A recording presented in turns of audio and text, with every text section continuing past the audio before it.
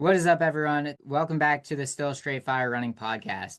Today, we've got an incredible guest in the studio, professional Nike athlete Conner Mantz. Conner is a two-time NCAA champion, a two-time U.S. champion, and a two-time American record holder, firmly cementing himself into the conversation as one of the greatest American distance runners of all time. Conner, thank you so much for joining us here today. Yeah, thanks for having me, Stuart. So, starting at the beginning, it's pretty well known that you ran your first half marathon at age 9, but take us through your early start to the sport. What encouraged you to start running so young, and what made you want to keep going? So I was actually 12, but I was 9 when I got inspired to do it. So I didn't run mine until I was 12. But what got me into it is when I was 9, my brother and my dad ran this half marathon. It was kind of a way of bonding for them. I guess my brother had a very strong personality at that age. So my dad was like, all right, we're going to find a way for us to bond. And it was to train for this half marathon. And I thought that was awesome because anything my dad or my brother did was great in my mind. Just grew up with a great family. And so seeing those two do something together, I was like, I want to get in. I want to get in on this. Yeah. And so that's what inspired me to do my first half marathon. I pretty much from the time I was 9 to the time I was 12, I was asking my dad, hey, can I do one this year? Can I do one this year? And he'd always be like, well, like you might stunt your growth if you start too young. Like, so many rumors are out there about all the bad things about starting to run at such a young age. So I didn't until I was 12. But then what motivated me to keep going was one, everybody was really augmentative of my first one. Yeah. And two, and this is probably the biggest reason, is I just liked to run. I liked the training. And it's also like a really good sport where I could just compare myself to myself and I could see these improvements. Especially like, when you're young, you see drastic improvements every year. And so it was like really fun to be like, well, next year I want to run this much faster, but next year I want to run this much faster. And I hit my goal or not, I was still making these good improvements. And so I think that's what helped me fall in love with the sport at a young age. Yeah, absolutely. The black and white of running and comparisons like that is what makes it so special. You can really just challenge yourself so well. But as you mentioned, you found success very quickly, racking up those compliments after your first half marathon. And eventually, during your high school career, you became a three-time Foot Locker All-American. When did it click for you in your mind that you really had a special talent? It wasn't just something local. So this is I don't think I knew enough, and it was a good thing. So I thought I was a special talent, at the time I was like 5, just because, as any young kid should think, you believe the world is your oyster, you can go out and do anything you put your mind to. And so in my mind, even at the age of before I was 12, I thought I was going to be this great running talent or whatever sport I was doing, recreationally. Even if I was like, the 10th best kid on a soccer team, I was like, I'm going to be a pro soccer player when I'm playing soccer or whatnot. I think over time, that kind of went into running, and then the more I learned, the more I was like, oh, I can get there. And then the more I learned, it was like I probably shouldn't have thought I could get there before, but now I think I can get there. And so I think it was just a year over year thing of just slight improvements and believing I could do more. And I think again, kind of having that naive and ignorant mentality was very beneficial for me. I mean, yeah, absolutely. Certainly has worked out in your career today. But what was your high school training like that helped you reach such a high level so early on in your career? Oh man, that's an interesting question. So my first year of high school, I averaged about 25 miles a week in the summer. Actually, 25.0.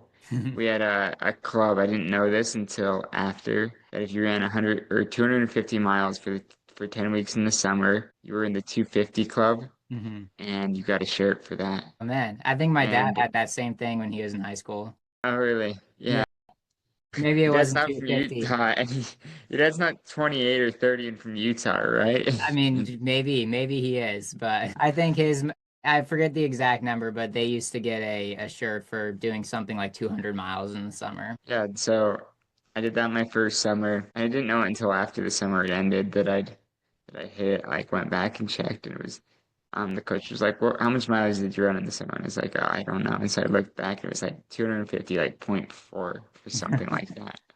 That's the Um, perfect, yeah. If you didn't it do all, that, you'd have to just go out for like a quarter mile double or something. yeah, yeah, honestly. But yeah, my freshman year, I was probably running 20 to 27 miles a week. My coach at the time was having us do a lot of like intense workouts. He had us do like we would do a workout Monday, we'd race on Wednesday, so we'd go pre-meet Tuesday. Thursday morning we'd do a workout. Friday we'd do a workout. And then Saturday and Sunday we're off. A little bit unconventional. Yeah.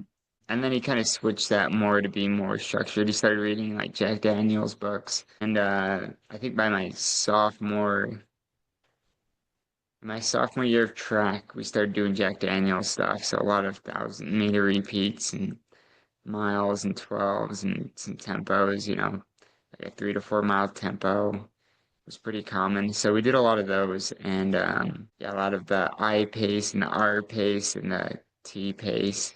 Yeah, it was great. Every year I kind of increased my mileage. I had a guy my sophomore year. It was weird. So before that, like our freshman, where I went to high school my freshman year, was in like a junior high center, and then I was actually in the high school sophomore through senior year. So like even track, I kind of had to get the workouts from the coach, but like he had already finished up by the Hmm. time our bus got to the high school. A lot of my freshman like track stuff, I just was kind of like guessing what the coach wanted. In the middle of my sophomore year after state, my mom reached out to a local elite who had just graduated Utah State. He was like 29 flat 10K runner, and he gave me some really good advice, and I started increasing my mileage kind of because of what he said. My easy days I'd run 6 miles instead of like two or three.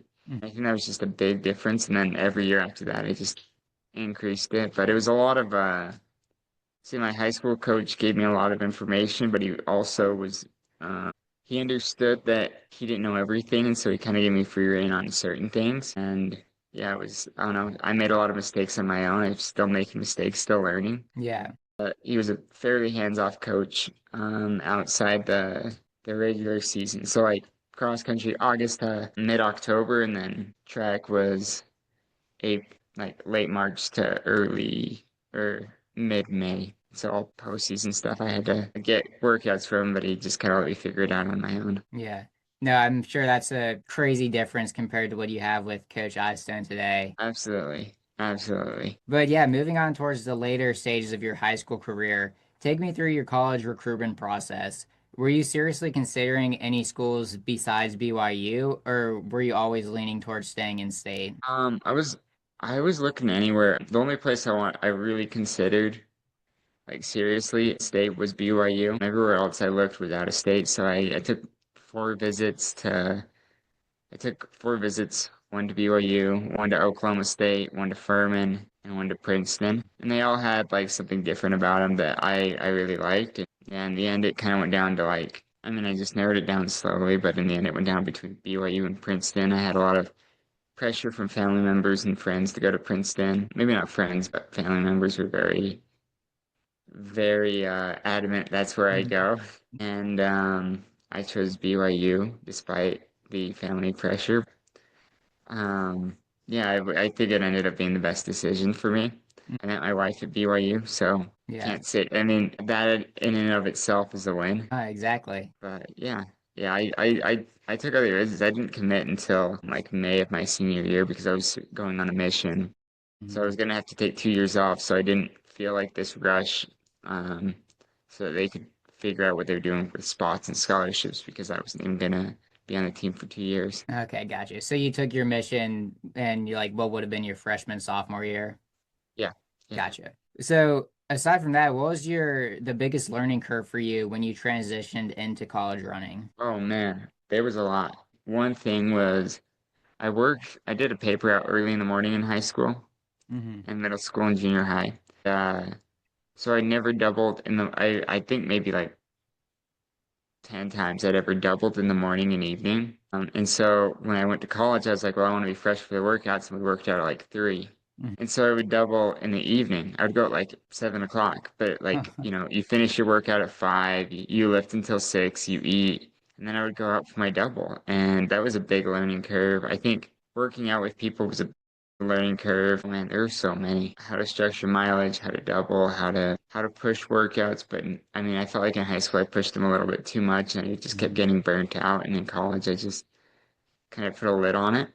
I mean, everybody still jokes to me that I push workouts a ton, but I don't think I do.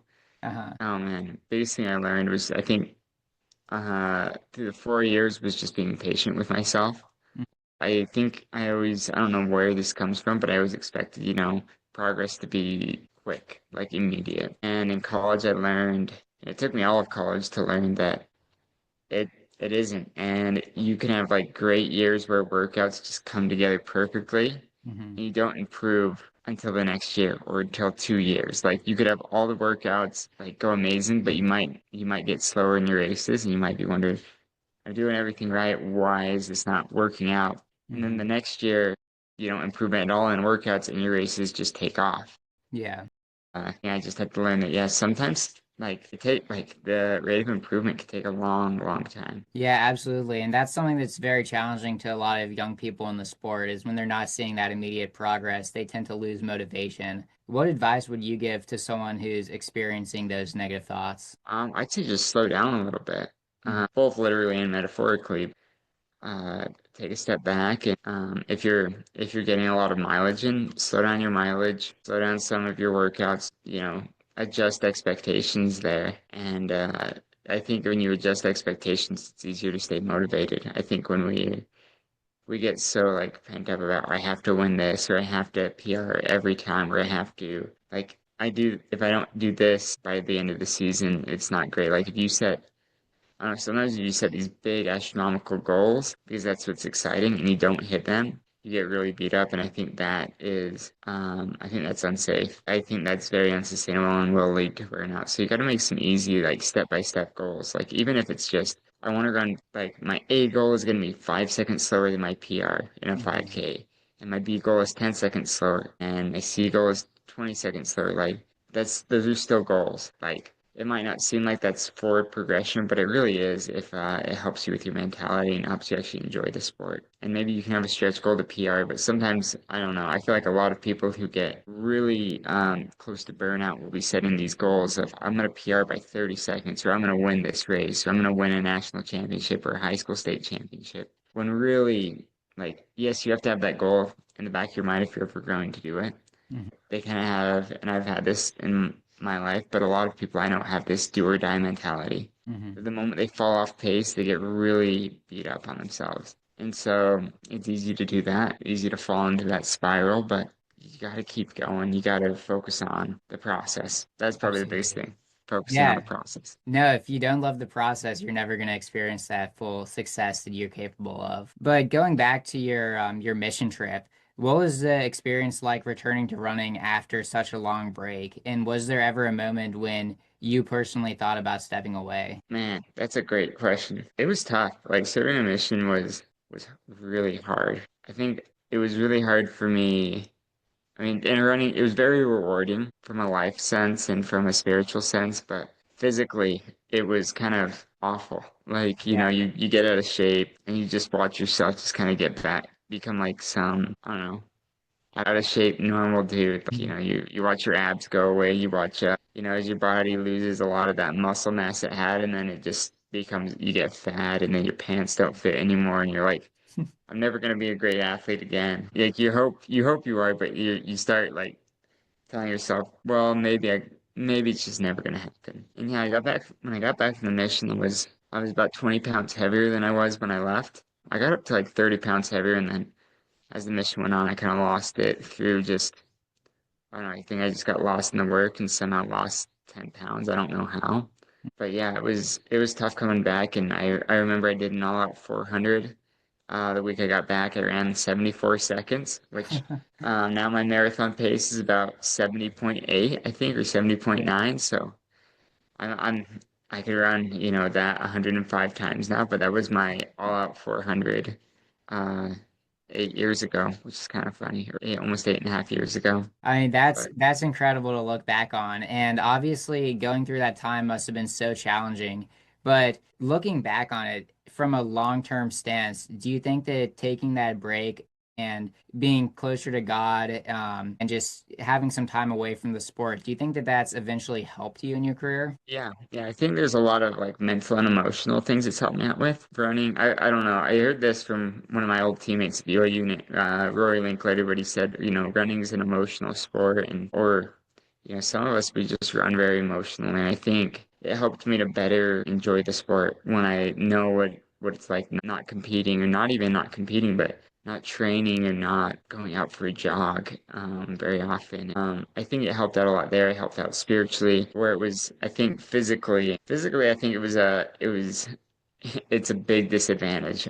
I do wonder sometimes what if I had trained those 2 years? I mean, there's a lot of guys I've been teammates with that I was teammates with at BYU who didn't serve missions, and some of those guys, at the time they were like 23, or 22, they're seniors in college. They were really good, and made some huge jumps afterward in their post collegiate days, and so it's a little tough, seeing that. But knowing the emotional benefits, the spiritual benefits, and the mental benefits, I think those far outweigh the physical benefits. Hmm.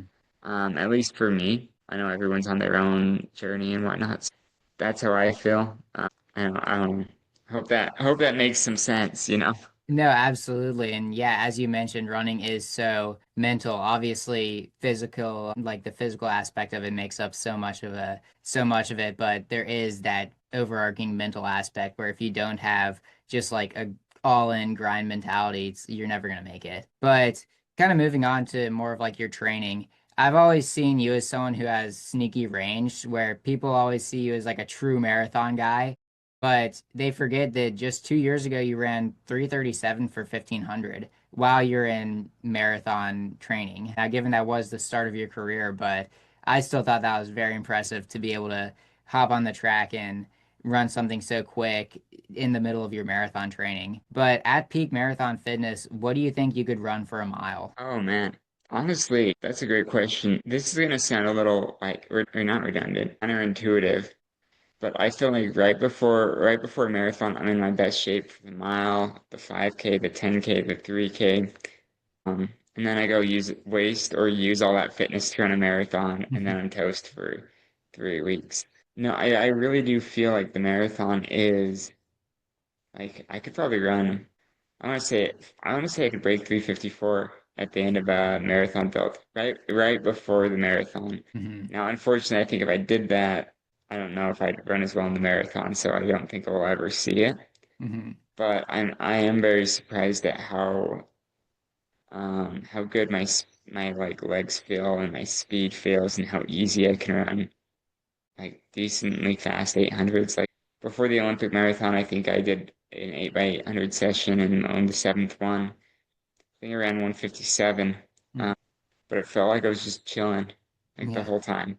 I remember seeing that Strava post, and Yeah. I was just like, it blew my mind. Oh, well, thanks. Yeah, it's a little different, but I like racing. I like the 15, 5K and 3K might be my favorite events, but I'm better at the longer stuff. And actually, no, cross country is probably my favorite, then like 3K, 5K, and then, you know, it's I don't know, it's what I'm better at. And you get treated a lot better on the roads. I probably like the training more for the roads anyway, so it works out. Yeah, and me and my friend were talking. We were just such a workhorse. We were like, man, I can't wait to see him go into the marathon where he can just lock in and, as you mentioned before, hammer those workouts and really see a true benefit from the longer stuff. But your coach at Eiston was also a great marathoner back in the day and two-time Olympian, of course. How much does your training differ compared to what he was doing back in the day? And how has he adapted to the new improvements in shoe technology, fueling, and training philosophies? Oh, that's a great question.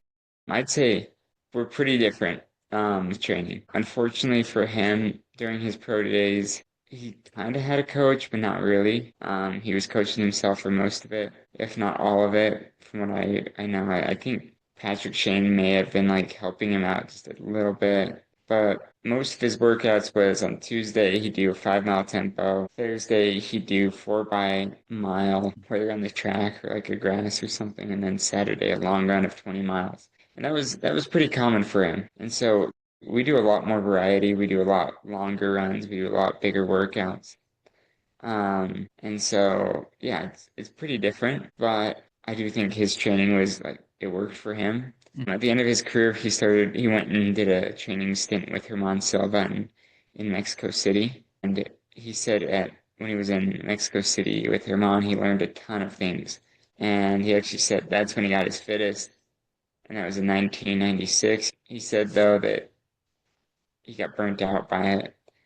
He was ready. He thinks that's when he was his fittest, and then he went and ran the Olympic Trials Marathon, and he was just too burnt out and ran one of his worst marathons. I think it was like 10th at that trials, and so it's kind of a bummer. Came back in the 10K at a lap to go. He was in second, had a gap on third, didn't finish. So he should have made 3 Olympic teams, but I think after that he learned enough that when he did get pushed into coaching or did decide to get into coaching, he knew a lot more. And so I think that's really beneficial for us. With fueling, he's definitely been, I think even from my first marathon to my most recent, he's changed his stance on fueling. Like before he was like, well, this is what we did. Yeah, just make sure you get your calories in. But now he's like, get as many calories in as you feel comfortable with. On his shoes, he lets us like do some bigger workouts sometimes, both Tuesday and Thursday. It's not like I think before when I was starting marathoning, it was like if we did a really big workout Tuesday, Thursday would be pretty light. But I think he sees that we recover pretty quickly, and so he gives us a little bit more, but he doesn't change it that much for the shoes. Training philosophy, not much has changed. He kind of adapts things to what he thinks is working for us, which is good for us, but I don't know if that means, we're doing the best training we could do. Yeah, no, absolutely. And so, kind of moving on to currently, about a month ago, you said the American record in the marathon. What was it like to accomplish that goal so early on in your marathon career? Man, that meant a lot. It's funny because it's like I think finally starting to hit me a little bit. Hmm. But yeah, at first it was kind of like yeah, this is the goal, but like I want to be competitive and winning gold medals and stuff. And yeah, it's just like now I'm sitting back and realizing, wait a sec, that's faster than any American has ever run in the marathon. And yeah, maybe there's better performances, but that's something I can hold on to. I might not have a medal yet, and I might not have won a major yet, or I may not have podiumed at a major yet, but I don't know, it just feels like okay, I did that, and that's really special. I can be happy about that. So it's pretty special to me, but I still want to do a lot of bigger things. Like Hmm.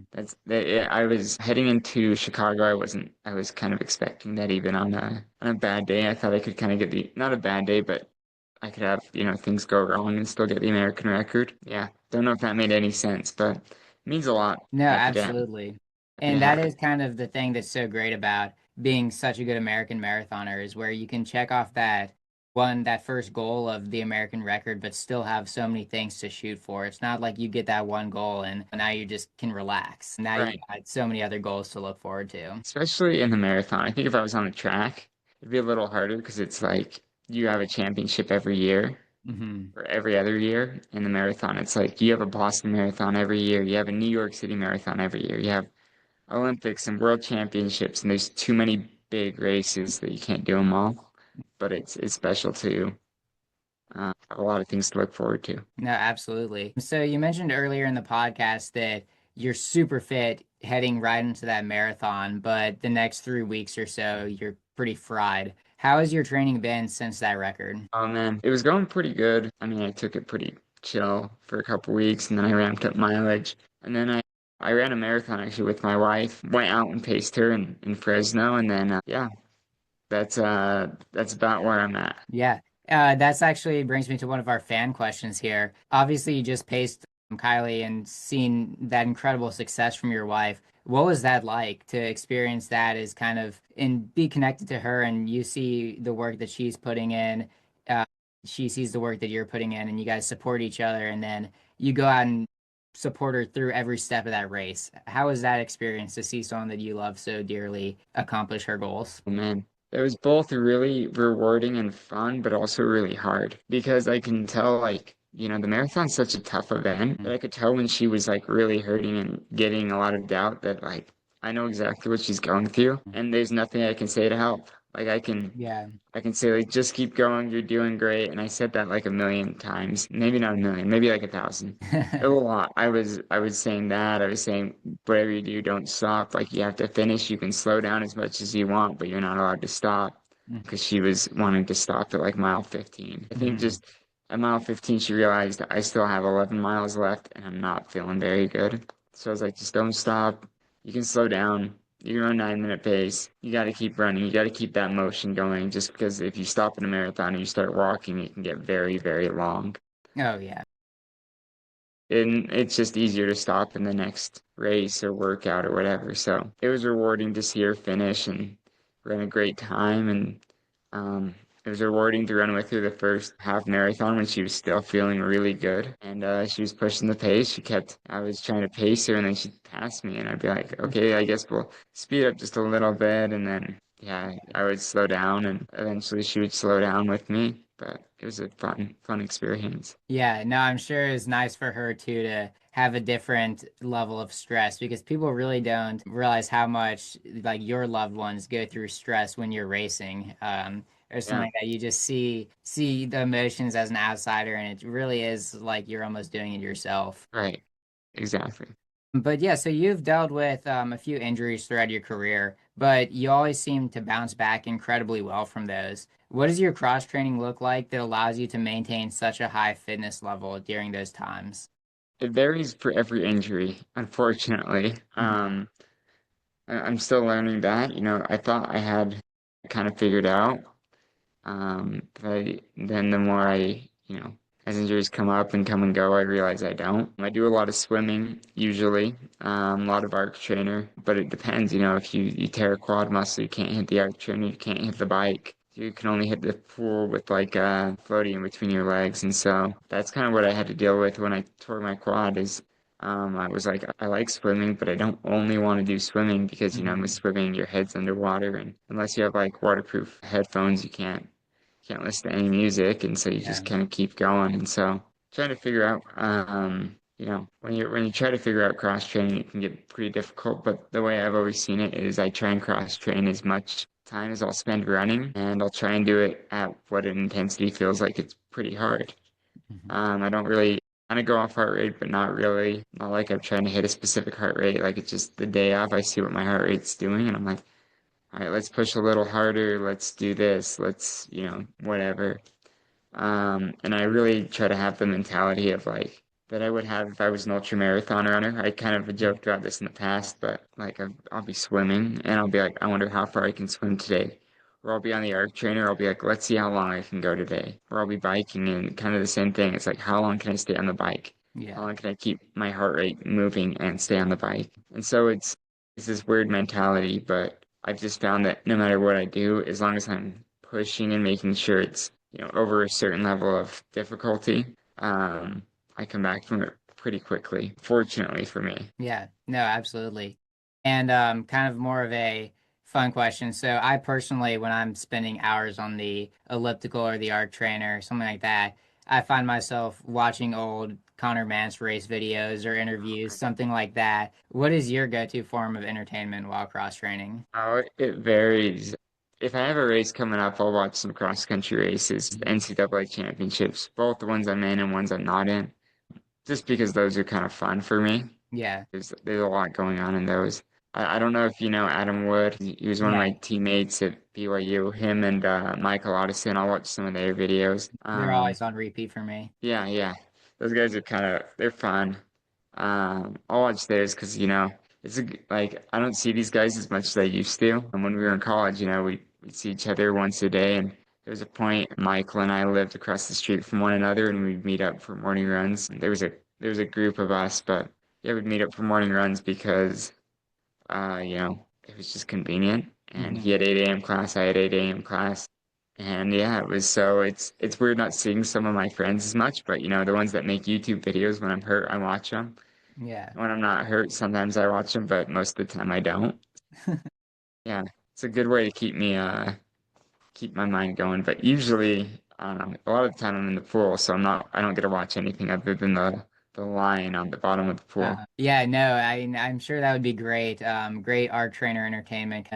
turning that machine into a trip down memory lane, going for a run with the old boys. But speaking on the cross country videos there, do you know if you're doing World Cross yet? Yeah, it's still to be determined. That's the plan right now. Gotta run the US Cross Country Championships first.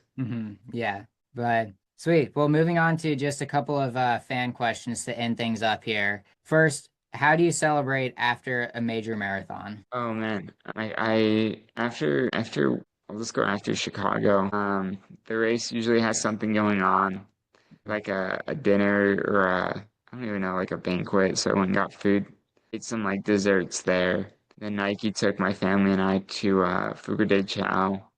Oh, nice. Ate a lot of food there. I don't know. Ate a lot of desserts. Went and visited my parents. Spent some time with them. And we celebrated my dad's birthday a few days late. His birthday was like a couple days after the race, but my wife was training for her marathon, so we didn't go up until I think on that Saturday or Sunday. And spent time with them. And we had a big dinner with just my parents, my siblings, and my wife. So it was Mhm. a lot of fun. Yeah. No, you mentioned eating a lot of desserts in there. I know Yeah. that obviously if you limit your sugar, you're gonna limit your performance. A good Joe Klecker Right. quote there. But are there any desserts that you just can't take during training? Maybe they're too heavy or something like that that you really look forward to after and during your rest time? I won't really have any desserts in my house just because I'll down them so quick. I have self-control, but not that much self-control. It's the self-control not to buy anything at the store, but not the self-control that if it's in our kitchen, I'm not going to eat it all. So like ice cream's something I really like, but yeah, if there's I don't know, ice cream's usually my go-to. Hmm. But I know if I have it at my house, I'm gonna down it so fast. So Yeah. that's like the one I really try to avoid when I'm training, like leading into a race, because I can down a lot of ice cream Yeah. and make myself sick for the next couple days. You know, I don't know what it is. Ice cream, it just feels like it can get into every crack and crevice in your stomach, and it you can eat a lot, and then you can realize how full you are the next like 3 hours later or something. So Yeah. try and avoid how much ice cream I eat. Yeah, no, that's cake for me. I'm a big ice cream guy. That's always been, luckily, it's always sat well with me. But if I eat too much cake, which usually ends up being the case when I have it, then Yeah. man, I'll feel like garbage the next day. Next question is BYU Marathon U or Steeple U? We've seen a lot of success in Oh both in man. recent years. What's the consensus there? It's hard not to say it's Steeple U because of all the success they like between Kenneth all the way back from Henry Marsh all the way to Kenneth, broken records on the women's side in the past. But I don't know, we're doing pretty good on the marathon. We had a Yeah. guy yesterday run 2:11, Yeah. um, who I mean, let's see, this year we've had yeah, let's see, just this year we've had a guy run 2:11, a guy run 2:10. Yeah, so Ethan at 2:11, Aiden at 2:10, Rory at 2:06, Clayton at 2:07, and me at 2:04. Yeah, I don't know. If you're going off like all-time performances, it might be pretty similar even there. I don't know. I mean, It's hey, hard. that's also not even including Klinger after I mean, he was Yeah, looking so good in that marathon until unfortunately hit the bonk of the first marathon. But I mean everyone knows that he's gonna come back well from that, just given that he has that incredible group of training partners with y'all. absolutely, absolutely. He's gonna run great. So also a lot of guys from BYU have been transitioning to the marathon right after their recent college careers. Do you think Yeah, that that's something attributed to you? Like when you first joined the marathon, a lot of people were saying that you're too young and you should stick to the track a little bit more. But yeah. we've really seen that that's kind of what the Kenyans are doing and the East Africans are doing that's allowing them to achieve such high levels of success on the roads. Do you think that you've kind of sparked something new there that we're going to see take over the entire United States? I think I've helped push it into the mainstream a little bit. Mhm. I'll take credit for that, but I don't. I think it was already a cultural thing at BYU. I stone raced a marathon in college. Conner McMillan, who ended up being top 10 in New York, that was like 6 years ago, but he raced a marathon in college. Yeah, Jared Ward raced a marathon in college. So a lot of those guys had started even like they would redshirt a season and go run a marathon, and these were like really good guys. And I think so. It was like a cultural thing at BYU that if you're a great runner at BYU, you're going to be a great marathon runner. But I feel like now that it's happened like now that a lot of the BYU guys are having so much success with it, I feel like a lot of other athletes who are good are like, actually, I'm gonna move to the marathon too. I think also like it's hard despite the track races being so short that they really only have like they have their one global championship, maybe an indoor championship too, but they have their two global championships a year, but that's like every other year or sometimes 3 years out of four. And it's just kind of tough. Tough to really focus on, one race a year. Like if you're a good runner in the US and you keep taking fourth, fifth, and sixth at, US championships, you feel like you're not really in the sport. But if you're a marathon runner, it's like you can go run Boston, you can go run New York, you can go run Grandma's, you can run Chicago. And these are like major championships that you have a shot at. Well, I feel like on the track you have to, qualify for USA's and then you have to hit the Olympic standard or US standard and then you have to go to USA's and maybe make the final. And then after that, you got to make the top three and then you get to go to the World Championships and then or Olympic Games and then make that final. And then you feel like you're actually in the race. Mm-hmm. But I feel like if you're running the Boston Marathon, you're at the start line of the Boston Marathon. And it has sort of the feel of like you know, an Olympic Games in a way. It's not like, I wouldn't say it's exactly as big as the Olympics, but Mm-hmm. in a way it's comparable somewhat to a world championship and you get that more often. Yeah. So if you're a good guy coming out of college and you're like, I'm not gonna make a track team, you can go run at these major marathons and these other really big like road races and you're in the final. Mm-hmm. You're not trying to get to another final. It's you're there and you're competing and there's prize money and there's incentives and it's just exciting. So I think other athletes are seeing that they don't need to be, top three in the US on the track for it to be, I don't know, sustainable, but also Yeah. exciting. No, that's a great way to put it. And it's like just that the road scene is so fun with so many people out there. It's just going to give you that level of encouragement that you really need. But I do just have one final question for you to end things up here. If you could go for a run with any runner in history at their peak fitness, and this is just an easy run, you can talk some shop with them, dive into their Yeah, mind. Who would that be? man. I mean, this is gonna be a lot of recency bias, but Eliud Kipchoge, probably. I only Dang. met him at Boston. I mean, obviously we were at the Olympics together, but we didn't talk before or during that race. So I just talked or after. Yeah, the only time I really talked to him was at Boston in 2023. Gotcha. Well, yeah, thank you so much for joining us today, Yeah, Connor. thanks, This is Stuart. episode 9 of the Still Straight Fire Running Podcast, and I hope you all enjoyed. Awesome. Thanks, guys.